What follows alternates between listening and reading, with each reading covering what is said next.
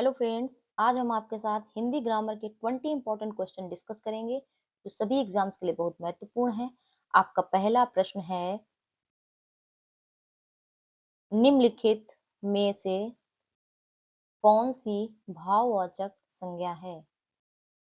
भारत, लड़का, कायर, मित्रता। आपका सही उत्तर है डी, मित्रता। भाववाचक संज्ञा वे शब्द होते हैं, वे संज्ञा शब्द हैं जो किसी वस्तु, प्राणी या व्यक्ति के गुण, दोष, अवस्था, दशा और भाव को बताते हैं, जिन्हें हम देख नहीं सकते, छू नहीं सकते, लेकिन केवल महसूस कर सकते हैं। जैसे मिठास, बचपन, मोटापा, गरीबी, साहस, वीरता। इसमें भारत जो है हमारा व्यक्तिवाचक संज्ञा है क्योंकि ये नाम है। लड़का हमारा जातिवाचक है क्योंकि ये पूरे ग्रुप को रिप्रेजेंट कर रहा है। ये सारे, लड़का मीन्स सारे लड़के आ जाएंगे उसमें। कायर जो है वो हमारा विशेषण है और मित्रता हमारा भाववाचक संज्ञा है। आपका दूसरा प्रश्न है, वे ध्वनियां जो स्वरों की सहायता के बिना उच्चारित नहीं हो सकती, वह क्या कहलाती हैं? स्वर, संयुक्ताक्षर, शब्द, व्यंजन। आपका सही उत्तर है डी, व्यंजन। तो व्यंजन वो ध्वनियां होती हैं जिनको बोलने के लिए हमें स्वर की आवश्यकता होती है, बिना स्वर के हम उनको नहीं बोल सकते। आपका तीसरा प्रश्न है,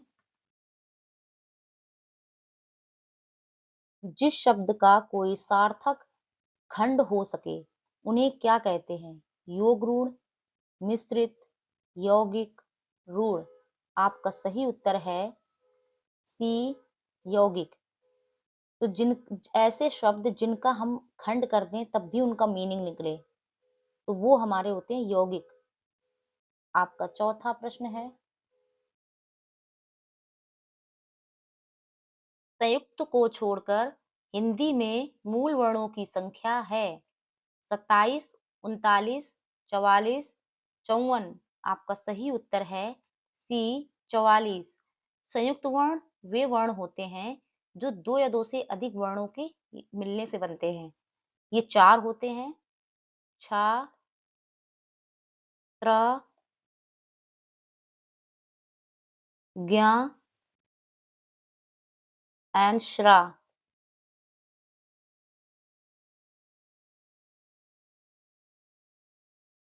छ हमारा आदि क और षटकोण वाली सा के योग से बनता है। त्र आदि त और रा के योग से बनता है। ज्ञ आदि ज और इया के योग से बनता है। और श्रा आदि श और रा के योग से बनता है। तो ये हमारे चार संयुक्त वर्ण होते हैं। इनको छोड़ करके बाकी मूल वर्णों की संख्या जो होती है वो हमारी 44 होती है। आपका पांचवा प्रश्न है, देश में जन्मा शब्द कहलाता है विदेशी, देशज, आगत, इनमें से कोई नहीं। आपका सही उत्तर है बी, देशज। जो देश में जन्मा हो वो हमारे हो गए देशज। आपका छठवां प्रश्न है, निम्न में मुस्लिम शासन के प्रभाव से आया शब्द है रेल, हवालात, गिलास, बाड़ा। आपका सही उत्तर है बी, हवालात। आपका सातवां प्रश्न है,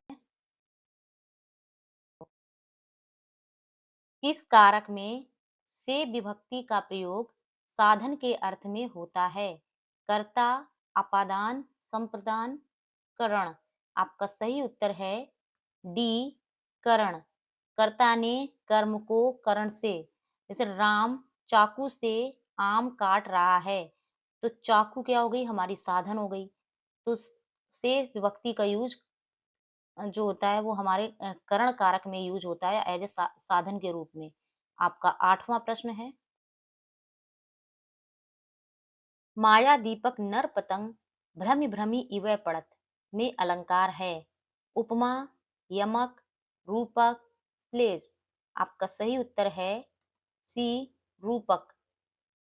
रूपक अलंकार वह अलंकार है जहां उपमेय और उपमान में कोई भेद न रह करके उन्हें एक मान लिया जाता है। इस वाक्य में मनुष्य को पतंग और माया को दीपक के समान दिखाया गया है। जिस प्रकार पतंग दीपक की ओर आकर्षित होकर के उसमें फंस जाती है, उसी प्रकार मनुष्य भी माया के दीपक में भ्रमित होकर के उसमें डूब जाता है। आपका 9वां प्रश्न है, ढाढ़स का विलोम होगा। सांत्वना, त्रास, अपनत्व, सहानुभूति।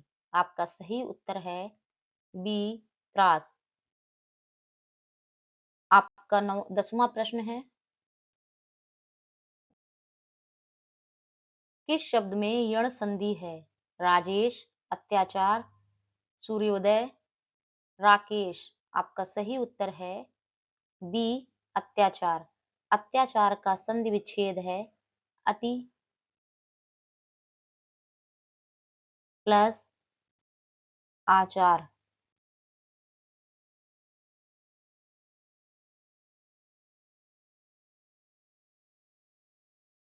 यण संधि में जब ई, छोटी ई, बड़ी ई, छोटा ऊ, बड़ा ऊ या री के बाद कोई भिन्न स्वर आता है तो छोटी ई, बड़ी ई, छोटी ई, बड़ी ई या में बदल जाते हैं। छोटा ऊ, बड़ा ऊ वा में बदल जाते हैं और री का रा हो जाता है।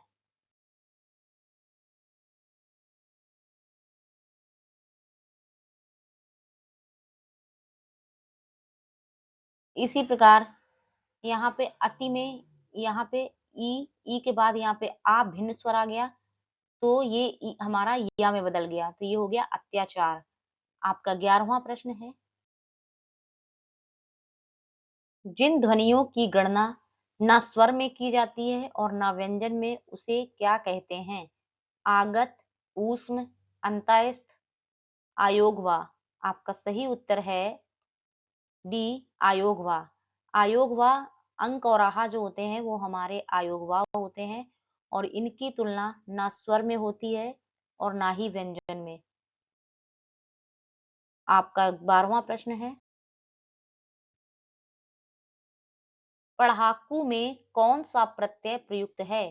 कु, आकू, ड़ाकू, आकू। आपका सही उत्तर है बी, आकू। प्रत्यय वे शब्दांश होते हैं जो किसी मूल शब्द के अंत में जुड़ करके उसके अर्थ को बदलते हैं या उसमें विशेषता लाते हैं और नए शब्द बनाते हैं। आपका 13वां प्रश्न है, निम्नलिखित में से कौन सा शब्द स्त्रीलिंग और पुल्लिंग दोनों है? धार, हार, तार, वार।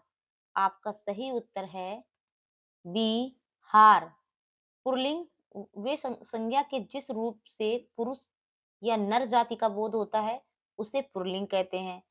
संज्ञा के जिस रूप से स्त्री या मादा जाति का बोध होता है उसे स्त्रीलिंग कहते हैं।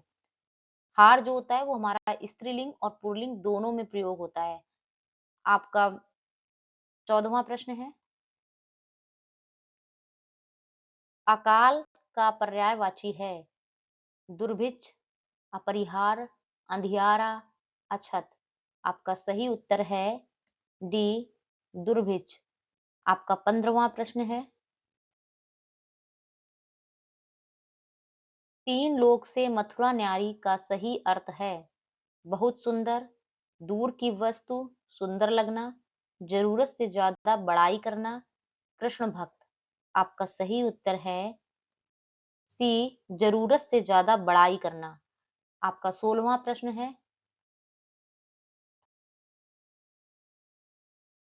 वात्सल रस का सम्राट किस कवि को कहा जाता है? सूरदास, तुलसीदास, बिहारी, नंददास। आपका सही उत्तर है ए, सूरदास। प्लीज फ्रेंड्स, अगर आपको सीखने को मिल रहा है और अगर आप चैनल में नए हैं, चैनल को सब्सक्राइब नहीं किया तो प्लीज़ चैनल को सब्सक्राइब कर लीजिए और अगर वीडियो पसंद आ रहा है तो प्लीज़ वीडियो को लाइक कर दीजिए। आपका 17वां प्रश्न है, निम्नलिखित में से कौन-सा शब्द वर्तनी की दृष्टि से शुद्ध है? प्रतिनिधि, प्रतिनिधि, प्रतिनिधि, प्रतिनिधि। आपका सही उत्तर है बी, प्रतिनिधि। तो प्रतिनिधि का शुद्ध रूप ये है। आपका 18वां प्रश्न है, मूर्धन ध्वनियाँ कौन-सी हैं? ट, ठ, ड, ढ, च, छ, ज, झ, पा, फा, बा, भा, मा, ता, था, दा, धा। आपका सही उत्तर है ए, ट, ठ, ड, ढ। मूर्धन ध्वनियाँ वे ध्वनियाँ होती हैं जिनके उच्चारण में जीभ का लचीला अगला हिस्सा मुड़ करके तालु के सबसे कठोर भाग जिसे मूर्धा कहते हैं को छूता है। आपका 19वां प्रश्न है, जिन व्यंजनों के उच्चारण में दोनों ओष्ठों द्वारा श्वास का अवरोध होता है वे क्या कहलाते हैं? तालव्य व्यंजन, कंठ्य व्यंजन, मूर्धन्य व्यंजन, ओष्ठ्य व्यंजन। आपका सही उत्तर है डी, ओष्ठ्य व्यंजन। ओष्ठ्य व्यंजन पा, फा, बा, भा, मा होते हैं और इनके उच्चारण में हमारे दोनों ओठों को का उपयोग होता है। आपका 20वां प्रश्न है, उतरी नहाए जमुन जल जो शरीर समश्याम में अलंकार है। उपमा, उत्प्रेक्षा, प्रतीप, दीपक। आपका सही उत्तर है सी, प्रतीप।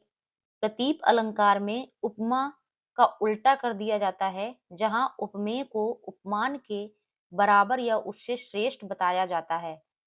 यथार्थ में श्री राम का शरीर यमुना के जल के समान श्याम है, लेकिन यहाँ कहा गया है कि यमुना का जल श्री राम के शरीर के समान श्याम है। इस तरह उपमान यानी यमुना का जल को ही उपमेय यानी श्री राम का शरीर के समान बताया गया है, जिससे प्रतीप अलंकार बनता है।